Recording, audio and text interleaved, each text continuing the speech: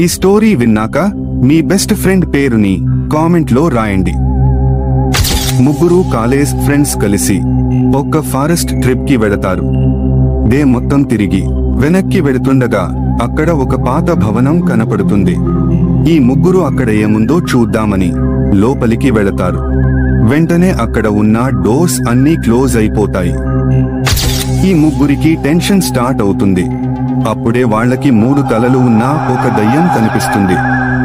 ఆ దయ్యం వీళ్లతో, మీరు బయటకి వెళ్లాలంటే మీలో ఒకరు నాకు ఆహారం అయిపోవాలి అని చెప్తుంది. కాని ఆ ముగ్గురు భయంతో అక్కడ నుండి పరిగెత్తటం మొదలుపెట్టారు. ఆ దయ్యం వీళ్ళని వెంబడించటం స్టార్ట్ చేసింది.